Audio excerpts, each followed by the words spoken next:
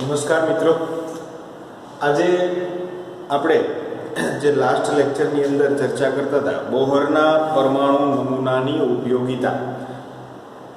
આમ તો આ એની સમજૂતી મુજબના બે છે કે બોહરે જે પરમાણુ નમૂનો આપ્યો કે એની અંદર કીધું કે ઇલેક્ટ્રોન છે એ માન્ય કક્ષાની અંદર ઘૂમતો હોય છે, એની ઉર્જા એને ઈ કીધું, અને બે તફાવત છે જે બે કક્ષા વચ્ચેનો એમાં ડેલ્ટા ઈ કીધું હતું. તો આપણે અત્યારે કે બે માન્ય સ્થિર કક્ષાઓ વચ્ચેની ઉર્જાનો તફાવત શોધી શકાય છે. જો બે માન્ય સ્થિર કક્ષાઓ છે એ આ રીતે હોય, એક આ કક્ષા છે અને એક આ કક્ષા છે, આને આપણે જો એને ઈ આઈ કહી દઈએ, આને આપણે ઈ એફ, ઇનિશિયલ અને ફાઇનલ ઈ આઈ અને ઈ એફ. તો ઇલેક્ટ્રોન છે આમાં જે સંક્રાંતિ કરે છે એમની ઉર્જાનું તફાવતને જો તમે ડેલ્ટા ઈ કહી દો તો એ મેળવવા માટેનું સૂત્ર કે ડેલ્ટા ઈ બરાબર એફ માઇનસ ઈ આઈ, જ્યાં ઈ આઈ પ્રારંભિક કક્ષાની ઉર્જા છે અને ઈ એફ છે એ ફાઇનલ અંતિમ કક્ષાની ઉર્જા છે. આગળ આપણે જોઈ ગયા કે ઈએફ અથવા તો ઈઆઈ એટલે શું, તો કે રીટબર્ગ અચળાંક minus RH upon 1 into 1 upon NF square અને માઇનસ આ જે સૂત્રનું માઇનસ છે અને આ ઈઆઈ માટેનું minus RH into 1 upon NI square છે. હવે આ જે માઇનસ માઇનસ પ્લસ થાય, RH બેમાંથી કોમન કાઢી લઈએ, આ પદ પ્લસ હોવાથી આને આગળ લઈએ 1 upon NI square minus 1 upon NF square. તો આ જે સૂત્ર થયું એ બે માન્ય કક્ષાઓનો ઉર્જાનો જે તફાવત છે એ મેળવવા માટેનું છે. રીટબર્ગ અચળાંકનું મૂલ્ય 2.18 × 10⁻18 જૂલ જે આપણને ખબર છે into 1 upon NI square minus 1 upon NF square. હવે ક્યારેક દાખલાની અંદર એવું પૂછાય કે ઇલેક્ટ્રોન છે એ n બરાબર 2 માંથી n બરાબર 4 ની અંદર સંક્રમિત અથવા તો સંક્રાંતિ કરે છે ત્યારે એનો ઉર્જાનો તફાવત મેળવો, તો આપણે એના એટલે એની પ્રારંભિક જે છે એ 2 અને ફાઇનલ 2 માંથી 4 માં જાય છે એટલે કે NF બરાબર 4 કિંમતો મૂકી અને આપણે ડેલ્ટા ઈ મેળવી શકીએ. આવા અમુક દાખલાઓ પણ છે જે કોયડાની અંદર અને સ્વાધ્યાયમાં પણ આપેલા છે. હવે કે ફોટોન જે છે એ અવશોષણ સાથે કે ઉત્સર્જન સાથે સંકળાયેલી આવૃત્તિ, ફોટોન એટલે કે આપણે જો ઉપરથી જે પ્રકાશ આપાત કરવામાં આવે છે એમાંથી ઉત્સર્જિત થતા ફોટો ઇલેક્ટ્રોન છે એની અવશોષણ તથા ઉત્સર્જિત જે આવૃત્તિ છે એની વાત કરીએ તો આવૃત્તિ એટલે મ્યુ, અને mu is equal to delta E upon H. આ આપણે ભણી ગયા કે mu is equal to delta E upon H. આમ જોઈએ તો delta E is equal to H mu હતો, પણ તમે જો મ્યુ ને કરતા બનાવો તો delta E upon H, delta E નું કિંમત તમે મેળવ્યું છે અને એચ ઈ શું છે પ્લાન્ક અચળાંક. તો ડેલ્ટા ઈ બરાબર આપણે ઉપરનું જ મૂકી દઈએ કે RH upon H 1 upon NI square minus 1 upon NF square. આની કિંમતો મૂકીએ. RH નું મૂલ્ય 2.18 × 10⁻18 જૂલ અને H પ્લાન્ક અચળાંક 6.626 × 10⁻34 joule into second. Joule joule cancel થશે, છેદમાં સેકન્ડ આવશે એટલે સેકન્ડ ઇનવર્સ, જેને તમે હર્ટ્ઝ પણ લખી શકો. એટલે અહીંયા શું આપ્યું છે હર્ટ્ઝ, કે mu is equal to 3.29 × 10⁻15 1 upon NI square minus 1 upon NF square. આ સૂત્રનો ઉપયોગ ક્યારે થાય કે જ્યારે તમને એમ પૂછે કે ઇલેક્ટ્રોન છે એ બીજી કક્ષામાંથી ચોથી કક્ષાની અંદર સંક્રાંતિ થાય છે ત્યારે એની આવૃત્તિ મેળવો, તો આ આવૃત્તિ મેળવવાનું સૂત્ર છે. હવે તરંગ સંખ્યા, એના ઉપરથી તરંગ સંખ્યા કઈ રીતે મેળવવી, તો તરંગ સંખ્યા v બહાર બરાબર 1 અપોન લેમ્બડા અને 1 અપોન લેમ્બડા બરાબર તમે મ્યુ અપોન c લખી શકો. તો mu upon c, mu is equal to આપણને ખબર છે અને c નું મૂલ્ય પણ આપણને ખબર છે. તો મ્યુ ઇઝ ઇક્વલ ટુ તો કે delta RH upon h into c. RH upon h આટલાનું આખું જે મૂલ્ય આપણને મળી ગયું છે કે 3.29 × 10⁻15 સેકન્ડ ઇનવર્સ, અને c પ્રકાશનું જે વેગ છે 3.0 × 10⁸ મીટર પ્રતિ second into 1 upon NI square minus 1 upon NF square. આ સૂત્રનો ઉપયોગ કરી અને આપણે એની તરંગ સંખ્યા મેળવી શકીએ. આનું સાદુરૂપ આપતા 1.09677 × 10⁷ કૌંસમાં 1/ni² - 1/nf². મીટર ઇન્વર્સ, કારણ કે સેકન્ડ ઇન્વર્સ કેન્સલ થશે, છેદમાં મીટર છે એટલે મીટર ઇન્વર્સ. તો આ ત્રણ સૂત્રો કે જેના ઉપયોગિતા સમજાવવા માટેના છે બોહરના નમૂનાના. પહેલું, કેમની ઉર્જા વચ્ચેનો તફાવત ડેલ્ટા E મેળવી શકાય, તેમાંથી ઉત્સર્જિત અથવા તો અવશોષિત થતા ફોટોનની આવૃત્તિ મેળવી શકાય, અને છેલ્લે ફોટોનની તરંગ સંખ્યા આપણે મેળવી શકીએ. તો આ ત્રણ સૂત્રો છે. એના પછીનો જે પ્રશ્ન છે એ બોહરના પરમાણુ નમૂનાની લિમિટેશન્સ, એની મર્યાદાઓ શું હતી એના વિશે આપણે ચર્ચા કરવાની છે. બોહરે જે પરમાણુનો નમૂનો આપ્યો એમાંથી અમુક વસ્તુઓ છે એ સમજાવી શકાતી નથી. આપણે વર્ણપટની વાત કરી. જ્યારે વર્ણપટની જે રેખાઓ મળે છે એ જ્યારે બે એકદમ નજીક હોય તો એના વિશે કોઈ માહિતી આપતું નથી. તો પહેલી મર્યાદા એ છે કે બોહરનો પરમાણુ નમૂનો એક કરતાં વધુ ઇલેક્ટ્રોન ધરાવતા પરમાણુ માટે કંઈ માહિતી આપતો નથી. એક હાઇડ્રોજન માટે માહિતી આપે છે, પણ હાઇડ્રોજન કરતાં વધારે કે જેમાં એક કરતાં વધારે ઇલેક્ટ્રોન હોય આવા પરમાણુ માટે બોહરનો નમૂનો છે એ નિષ્ફળ નીવડે છે. બીજી વાત કે બોહરનો પરમાણુ નમૂનો ડબલેટ રેખાઓ, ડબલેટ એટલે કે જે ખૂબ જ નજીક ગોઠવાયેલ, જે આપણે વર્ણપટની વાત કર્યા હતા એમાં જે ઓલી રેખાઓ હતી, જો એ ખૂબ જ નજીક હોય તો એ ડબલેટ રેખાઓને સમજાવી શકતો નથી. ત્રીજી વાત કે બોહરનો સિદ્ધાંત ચુંબકીય ક્ષેત્રની હાજરીમાં અને વિદ્યુતીય ક્ષેત્રની હાજરીમાં આ જે વર્ણપટની રેખાઓ છે ને એમાં વિચલન જોવા મળે, વિપાટન જોવા મળે છે, એ સમજાવવામાં નિષ્ફળ રહે છે. અને ચોથી મર્યાદા છે કે પરમાણુની રાસાયણિક બંધથી અણુ બનવાની ક્ષમતા, કઈ રીતે પરમાણુ છે એ જોડાય અને અણુ બનશે એના વિશે કોઈ પણ વાત સમજાવી શકતો નથી. તો આ ચાર મર્યાદા છે. એમાં બે વસ્તુ એવી છે, જીમેન અસર અને સ્ટાર્ક અસર, ખાસ યાદ રાખશું. આજે ત્રીજી આપણે નિષ્ફળતા જોઈને કે વર્ણપટની રેખાઓનું ચુંબકીય ક્ષેત્રની હાજરીમાં જે વિપાટન જોવા મળે ને એને કહેવાય જીમેન અસર. બરાબર, ચુંબકીય ક્ષેત્રની હાજરીમાં જે જોવા મળે જેને જીમેન અસર, જીમેન ચુંબકીય ક્ષેત્રની અસર હેઠળ જે વિપાટન જોવા મળે એને જીમેન અસર. સ્ટાર્ક અસર, વર્ણપટ્ટીની રેખાઓનું વિદ્યુતીય ક્ષેત્રની હાજરીમાં જે વિપાટન જોવા મળે છે એને આપણે સ્ટાર્ક અસર, તો સ્ટાવી એટલે કે વિદ્યુતીય ક્ષેત્રની હાજરીમાં જે અસર જોવા મળે ને સ્ટાર્ક અસર કહેશું, અને ચુંબકીય ક્ષેત્રની હાજરીમાં જે વિપાટન જોવા મળે છે એને આપણે ઝીમેઇન અસર કહેશું. તો કેટલી મર્યાદાઓ થઈ? 4 મર્યાદાઓ છે. ફરીથી એક વખત જોઈએ. પહેલી વાત હતી કે એક જ હાઇડ્રોજન જેવા એક જ ઇલેક્ટ્રોન ધરાવતા હોય ને એના માટે આ બોહરનો નમૂનો સમજાવી શકે, એકથી વધારે ઇલેક્ટ્રોન હોય એને સમજાવી શકતો નથી.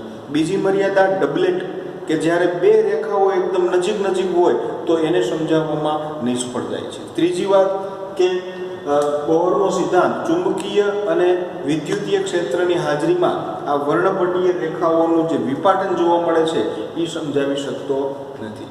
અને ચોથી મર્યાદા કે પરમાણુઓ રાસાયણિક બંધથી જોડાય અને કઈ રીતે અણુ બને છે એના વિશે કોઈ પણ પ્રકારની માહિતી એ બોહરના નમૂનામાંથી આપણને પ્રાપ્ત થતી નથી. તો આના માટે હવે આગળ બીજા બે વૈજ્ઞાનિકો એવા, એક ધ બ્રોગલી અને ધ બ્રોગલી પછી છે હાઇઝનબર્ગ, એના વિશેનો આપણે અભ્યાસ કરવાનો છે. ધ બ્રોગલીએ એવું કીધું કે દ્રવ્યનો દ્વૈત સ્વભાવ, કે ભાઈ જે દ્રવ્ય છે ને એ દ્વૈત સ્વભાવ, એક તરંગ અને બીજું છે એ કણ. હું આ જે બે વસ્તુને એકદમ સિમ્પલ રીતે આપણે સમજાવી હોય તો કોઈ પણ એક બોલ છે એ સીધી રેખામાં ગતિ કરે છે તો એને કણ સ્વરૂપ આપણે કહીએ. પણ જો આ બોલ છે આ રીતે જતો હોય તો એને એની તરંગ પ્રકૃતિ કહેશું. કેવી તરંગ પ્રકૃતિ? આપણને બે સૂત્રો આગળ જોઈ ગયા હતા. એક E = hv જે આપણને તરંગ પ્રકૃતિ ઉપરથી મળ્યું, અને એક છે E = mc². આ સૂત્ર છે એ એની કણ પ્રકૃતિ માટે જવાબદાર છે. E = mc² અને E = hv. આ કોણ માટે છે? આ તરંગ માટે છે. તો ધ બ્રોગલીએ શું કર્યું કે આ બે સમીકરણોને, બે વાદને ભેગા કરી અને એક સમીકરણ આપ્યું કે જેનાથી એ દ્રવ્યનો દ્વૈત સ્વભાવ સમજવા માટે અસરકારક છે. જોઈએ કે ઈસવીસન 1924માં ધ બ્રોગલીએ રજૂ કર્યું કે દ્રવ્ય વિકિરણની જેમ દ્વૈત વર્તણૂક ધરાવે છે. જેમ વિકિરણ દ્વૈત વર્તણૂક ધરાવે છે એ રીતે દ્રવ્ય પણ દ્વૈત વર્તણૂક ધરાવે છે. એટલે કે દ્રવ્ય કણ અને તરંગ બંનેના ગુણધર્મો દર્શાવે છે. કણના ગુણધર્મો પણ દર્શાવે છે અને તરંગના ગુણધર્મો પણ દર્શાવે છે. હવે આપણને એમ થાય કે દરેક દ્રવ્ય આવું થાય, થતું હોય છે, પણ આ અસર છે ને એ જે સૂક્ષ્મ પાર્ટિકલ છે એમાં અવલોકિત કરી શકાય છે અથવા તો એને સાબિત કરી શકાય. પણ હું ક્રિકેટનો બોલ ફેંકું તો ક્રિકેટનો બોલ જાય છે કણ સ્વરૂપે, એને તમે આમ તરંગ સ્વરૂપે જાય છે એવું આપણે સાબિત કરી શકતા નથી, કારણ કે એનું મૂલ્ય ખૂબ જ ઓછું હોય છે. એટલા માટે તો એ જ રીતે પૃથ્વી ફરે છે તો પૃથ્વીને આપણે કણ સ્વરૂપે જોઈએ છીએ, એને તરંગ સ્વરૂપે જોઈ શકતા નથી, કારણ કે એનું દળ છે એ મોટું છે. હમણાં આપણે જોયું. ફોટોનને જેમ વેગમાન અને તરંગ લંબાઈ છે તેમ ઇલેક્ટ્રોનને પણ વેગમાન અને તરંગ લંબાઈ હોઈ શકે. એવું કીધું કે ઇલેક્ટ્રોન છે ને એને પણ વેગમાન હોવું જોઈએ અને એને પણ તરંગ લંબાઈ હોવી જોઈએ. ધ બ્રોગલીએ આ સરખામણી પરથી દ્રવ્યની તરંગ લંબાઈ લેમ્બડા અને વેગમાન p વચ્ચે નીચેનો સંબંધ રજૂ કર્યો. આ સંબંધ છે ને એ કઈ રીતે મેળવવામાં આવ્યો કે એક મેં કીધું એમ સૂત્ર E = h mu અને E = mc². આ કોના માટેનું છે? તરંગ માટેનું છે અને આ કોના માટેનું છે? કણ માટેનું છે. બંને E છે તો તમે h mu = mc² એવું પણ કહી શકો.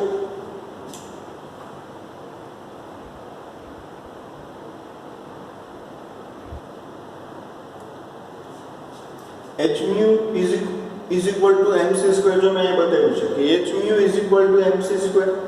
હવે જો તમે આ જે mu છે એની જગ્યાએ આપણે આગળ ભણી ગયા હતા કે c upon લેમ્બડા લખી શકો, તો એક c આની આને કેન્સલ થાય, જે c² હતો એની બદલે c વધશે. લેમ્બડાને તમે કરતા બનાવો તો lambda is equal to h upon mc. આ કોણ માટે થયું? અને c ની જગ્યાએ જો તમે v લખો તો h is equal to lambda is equal to h upon mv.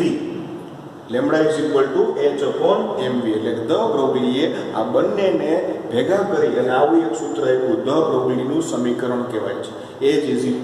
Lambda is equal to h upon mv. યાદ રાખવાનું છે ધ બ્રોગલીનું સમીકરણ lambda is equal to h upon mv.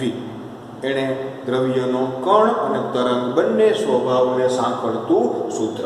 હવે mv એટલેનું વેગમાન, તો h upon p પણ લખી શકાય કે જ્યાં m છે એ દ્રવ્યનું દળ છે, v છે એનો વેગ છે અને p છે એનું વેગમાન છે.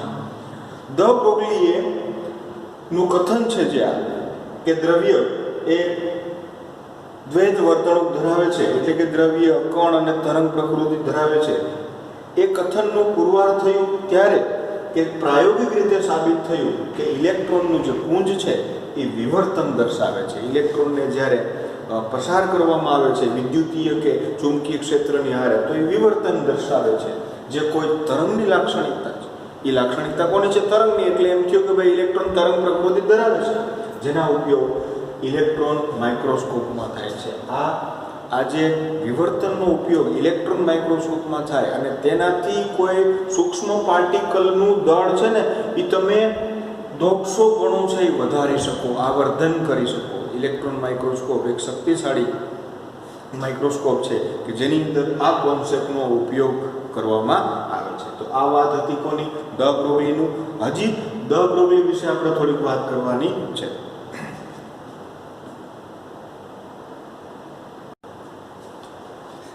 ધ બ્રોગલીનો દ્રવ્ય તરંગ સિદ્ધાંત ભારે પદાર્થને લાગુ પાડી શકાતો નથી. આ બધા કેવા સૂક્ષ્મ પદાર્થ હોય ને એના માટે લાગુ પાડી શકાય. આનું કારણ કે એનું સૂત્ર છે ને કે lambda is equal to h upon mv. જો ભારે પદાર્થ હોય તો m છે એનું મૂલ્ય મોટું હોય અને કોઈ પણ સૂત્રમાં છેદ મોટો હોય એનો મતલબ કે આખો જવાબ છે બહુ સૂક્ષ્મ આવે. જો કોઈ ભારે પદાર્થ માટે આ એની તરંગ લંબાઈ મેળવું ને તો એ તરંગ લંબાઈ બહુ જ સૂક્ષ્મ હોય અને જેને માપી શકાય નહીં. પણ જો કોઈ પદાર્થ કે જેનું દળ ઓછું હોય તો એના માટે તરંગ લંબાઈ માપી શકાય. એટલે કે દ બ્રોગલીનું જે આ સૂત્ર છે એ સૂક્ષ્મ પદાર્થ માટે યોગ્ય છે, એના માટે બહુ કારગત નીવડે છે, પણ ભારે પદાર્થ માટે આનો તરંગ લંબાઈ માપી શકાતી નથી. કે જો કે આ સૂત્ર અનુસાર ભારે પદાર્થ માટે એમનું મૂલ્ય વધુ હોવાથી લેમ્બડા ઓછી મળે. એમનું મૂલ્ય વધારે એટલે આ જો આપણો જવાબ છે એ ઓછો મળે, એનો મતલબ કે લેમ્બડા ઓછી મળે. તેથી તરંગ લંબાઈ માપી શકાતી નથી. જ્યારે સૂક્ષ્મ પદાર્થ માટે એમનું મૂલ્ય ઓછું હોવાથી લેમ્બડા મોટી મળે છે અને જે માપી શકાય છે. એ સૂક્ષ્મ છે એટલે આખો જવાબ મોટો મળશે અને એનો મતલબ કે લેમ્બડા છે માપી શકાય. એટલે આપણે આ કહી શકીએ કે ભાઈ દ બ્રોગલીનું જે સમીકરણ છે એ સૂક્ષ્મ પદાર્થો માટે તરંગ લંબાઈ માપવા માટે યોગ્ય છે. હવે હાઇઝનબર્ગ નામનો વૈજ્ઞાનિક હતો, એણે એક સિદ્ધાંત આપ્યો અને જેને હાઇઝનબર્ગનો અનિશ્ચિતતાનો સિદ્ધાંત કહે છે. એણે એવું કીધું કે ભાઈ ઇલેક્ટ્રોન છે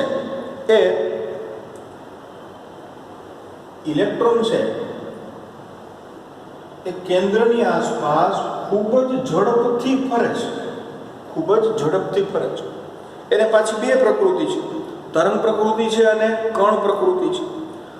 કે આનું તમે સ્થાન જો ચોક્કસ માપવા જાઓ તો એનું વેગમાન માપી શકતા નથી અથવા તો એનો વેગ માપી શકતા નથી, અને જો વેગ ચોક્કસ માપવા જાઓ તો એનું સ્થાન ચોક્કસ માપી શકાતું નથી. એક સાથે તમારે આ ઇલેક્ટ્રોન ઝડપથી ફરે છે, એનું સ્થાન કોઈ જગ્યાએ ચોક્કસ માપવું હોય તો એનો વેગ ચોક્કસ માપી શકાતો નથી, અને વેગ ચોક્કસથી માપવા જાઓ તો એના સ્થાનમાં અનિશ્ચિતતા આવે છે. એટલે હાઇઝનબર્ગે આવું પ્રૂવ કર્યું કે ઇલેક્ટ્રોન જેવો સૂક્ષ્મ કણ હોય એનું વેગમાન અથવા તો એનો વેગ અને સ્થાન એક જ સમયે ચોકસાઈથી માપી શકાતા નથી.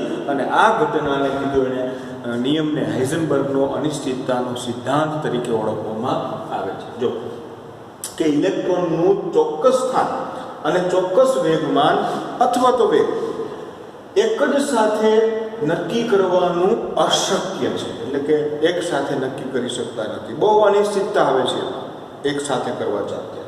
અને એને સૂત્ર સ્વરૂપે આપ્યું કે ડેલ્ટા એક્સ, કે જેણે કહી દીધું સ્થાનની અનિશ્ચિતતા, અને ડેલ્ટા પીએક્સ કે જે વેગમાનની અનિશ્ચિતતા is greater than and equal to h/4π. આ સૂત્ર આપ્યું. અને જો ડેલ્ટા પી ની જગ્યાએ p is equal to mv લઈ લો તો m છે એ અચળ હોય એટલે એને માટે ડેલ્ટા લગાડવો જરૂરી નથી, પણ v છે વેગમાન, કે m into delta vx into delta x is greater than and equal to h/4π. હવે જો m છે એને તમે આ બાજુ લઈ જાઓ તો સ્થાનની અનિશ્ચિતતા અને વેગની અનિશ્ચિતતાનો ગુણાકાર છે એ h/4π m કરતા વધારે હોય છે, એના જેટલો અથવા તો વધારે હોય છે. એનો મતલબ કે જે એની સ્થાનની અને આની અનિશ્ચિતતા છે એ કેવી મળે છે? વધારે. તમે કોઈ પણ એકને ઘટાડો ને તો બીજી વધી જશે, બીજાને ઘટાડો તો પહેલી વધી જશે. એટલે બે વસ્તુ એક સાથે ચોકસાઈથી માપી શકાતી નથી. જો ઇલેક્ટ્રોનનું સ્થાન ખૂબ જ ચોકસાઈથી માપવા જતા વેગનું મૂલ્ય ઘણું મોટું આવે છે, કારણ કે જો તમે બરાબર લઈ લો તો શું થાય?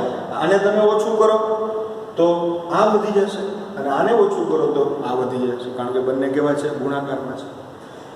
જો ઇલેક્ટ્રોનનો વેગ ચોકસાઈથી માપવા જતા સ્થાનનું મૂલ્ય અનિશ્ચિત આવે છે તો આ રીતે આ બંને વાત એકબીજાથી ઓપોઝિટ થાય છે કે વેગ અને સ્થાન બંને એક સાથે ચોકસાઈથી માપી શકાતા નથી. હાઇઝનબર્ગે આના ઉપર ઘણા બધા પ્રયોગો કરી અને આ સૂત્ર ધાર્યું. પરીક્ષા માટેનો પણ મહત્વનો 2 માર્કની અંદર પૂછાય કે હાઇઝનબર્ગની અનિશ્ચિતતાનો સિદ્ધાંત સમજાવો અને તેનું સૂત્ર ધારવું. તો સૂત્ર આટલું જ છે અને એનો સિદ્ધાંત છે કે ઇલેક્ટ્રોનનો વેગ અને એનું સ્થાન એક જ સાથે ચોકસાઈથી માપવું અશક્ય છે. ઓકે, આમ ઇલેક્ટ્રોનના સ્થાન કે વેગ કોઈ ભૌતિક માપન કરીએ તો પરિણામ હંમેશા અસ્પષ્ટ અને ધૂંધળું ચિત્ર આપે છે, એટલે કોઈ ચોક્કસ પરિણામ તમને મળશે નહીં. આનું મહત્વ શું છે કે ઇલેક્ટ્રોન અને બીજા સમાન કણોના નિશ્ચિત પથ અથવા તો પ્રક્ષેપ પથ, કોઈ ચોક્કસ પથ છે અથવા તો એ જે દિશામાં જવાનો છે પ્રક્ષેપ પથ ના અસ્તિત્વને નક્કી કરી દે વસ્તુઓના પ્રક્ષેપ પથ તેના સ્થાન અને વેગ જુદી જુદી માત્રાઓથી નક્કી કરાય છે. સ્થાન અને વેગ છે એની જુદી જુદી માત્રાઓથી નક્કી કરવામાં આવે છે. જો આપણે કોઈ ચોક્કસ સમયે પદાર્થનું સ્થાન અને વેગ જાણતા હોય, કોઈ ચોક્કસ સમયે પદાર્થનું સ્થાન અને વેગ જાણતા હો ને તમે, તો એમ કહી શકો કે આટલા સમય પછી એ પદાર્થ છે એ ક્યાં પહોંચ્યો હશે, તો એના વિશે પણ તમે ચર્ચા કરી શકો. પદાર્થનું સ્થાન અને વેગ જાણતા હોય અને તેના પર તે સમય લાગતું બળ જાણતા હોઈએ તો અમુક સમય પછી પદાર્થ ક્યાં હશે તે નક્કી કરી શકાય. એટલે અમુક સમય પછી પદાર્થ ક્યાં હશે ને તે પણ તમે નક્કી કરી શકો જો તમે એનો ચોક્કસ સમયે પદાર્થનું સ્થાન અને વેગ જાણતા હો તો. આપણે ઘણી વખત 9મા ધોરણનો દાખલા આવતા કે એક બસ છે એ આટલા કિમીની ઝડપે ગતિ કરે છે, તો આટલા સમય પછી ક્યાં હશે, તો પહેલાં એનું તમને સ્થાન ખબર છે, એનો વેગ ખબર છે, તો પછીના સમયે તમે ક્યાં પહોંચેલી હશે એની જે વેગ ઉપરથી તમે કહી શકો કે આટલા કિલોમીટર અંતર એને કાપ્યું હશે. કે ઇલેક્ટ્રોન જેવી અપરમાણ્ય વસ્તુ માટે કોઈ પણ ક્ષણે, જો ઇલેક્ટ્રોન જેવું સૂક્ષ્મ છે ને એના માટે કોઈ પણ ક્ષણે ચોકસાઈપૂર્વક તેના સ્થાન અને વેગ એક સાથે નક્કી કરવા અશક્ય છે. આ નિયમ માત્ર કોને લાગુ પડે છે? સૂક્ષ્મ કણોને જ લાગુ પડે છે. સ્થૂળ એટલે કે જેનો જથ્થો વધારે છે એના માટે લાગુ પાડી શકાતા નથી. બરાબર? બુકની અંદર આ બેના એક દાખલા કરીને આપ્યા છે. ને જ્યારે સ્થૂળ પદાર્થની વાત કરવામાં આવે ત્યારે એનું જે મૂલ્ય છે એ ખૂબ જ નાનું મળે છે. એટલે કે એના એ જે ફિગર મળે છે એની કોઈ ચોકસાઈ નથી, અથવા તો એનું મૂલ્ય કોઈ ધ્યાનમાં લેવું જરૂરી નથી. જ્યારે સૂક્ષ્મ પદાર્થ છે એના માટે એ મૂલ્ય છે એ ધ્યાનમાં લઈ શકાય. એટલે કે સ્થૂળ પદાર્થ માટે એ ન ગણીએ, નિગ્લિજિબલ છે. જ્યારે સૂક્ષ્મ પદાર્થ માટે એ પરિણામ છે એને આપણે કન્સિડર કરી શકીએ. તો આ વાત હતી હાઇઝનબર્ગના અનિશ્ચિતતાના સિદ્ધાંતની. એની પહેલાં આપણે જોઈ ગયા ધ બ્રોગલીનો સિદ્ધાંત. ધ બ્રોગલીએ શું કીધું કે દ્રવ્યની દ્વૈત વર્તણૂક છે અને એની એક સમીકરણ આપી દીધું λ=h/mv. એણે બે વસ્તુને ધ્યાનમાં રાખી, તરંગ પ્રકૃતિ અને કણ પ્રકૃતિ. જ્યારે હાઇઝનબર્ગે શું કીધું કે ભાઈ ઇલેક્ટ્રોનનું વેગ અને તેનું સ્થાન એક જ સમયે એક સાથે ચોકસાઈથી માપવું અશક્ય છે. Δx into Δv is greater than and equal to h/4πm. Clear વાત છે? તો આ બે પ્રશ્નો વ્યવસ્થિત તૈયાર કરો.